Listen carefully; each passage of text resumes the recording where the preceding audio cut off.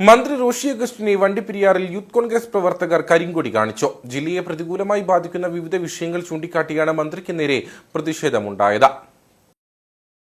ഡാമുകൾ, ചെക്ക് ഡാമുകൾ, tunnel, canal, ജലവിഭവ വകുപ്പിന്റെ ചെക്ക് ഡാമുകൾ, കുളങ്ങൾ, ടാങ്കുകൾ എന്നിവയ്ക്ക് ചുറ്റും 1 കിലോമീറ്റർ മുതൽ 30 മീറ്റർ വരെ ബഫർ സോൺ ഏർപ്പെടുത്തിയ ഉത്തരവ് പിൻവലിക്കുക, CHR കേസിൽ സർക്കാർ സുപ്രീംകോടതിയിൽ നൽകിയ തെറ്റായ സത്യവാങ്മൂലം തിരുത്തി നൽകുക, തൊമ്മൻകുത്തിൽ കൈവശ ഭൂമിയിലെ കുരിശു പൊളിച്ച വനംവകുപ്പ് ഉദ്യോഗസ്ഥർക്കെതിരെയും ഈ പ്രദേശം ഉൾപ്പെടെ 4005 ഏക്കർ വനമാണെന്ന റിപ്പോർട്ട് നൽകിയ വില്ലേജ് ഓഫീസർക്കെതിരെയും നടപടി സ്വീകരിക്കുക തുടങ്ങിയ ആവശ്യങ്ങൾ ഉന്നയിച്ചാണ് യൂത്ത് കോൺഗ്രസ് പ്രവർത്തകർ മന്ത്രി റോഷി അഗസ്റ്റിനെ കരിങ്കൊടി കാണിച്ചത്.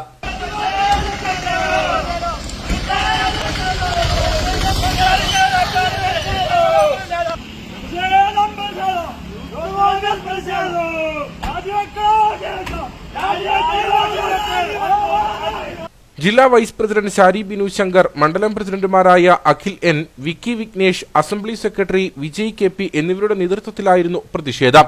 പ്രതിഷേധക്കാരെ പോലീസ് പിടിച്ചുമാറ്റിയ ശേഷമാണ് മന്ത്രി കടന്നുപോയത്.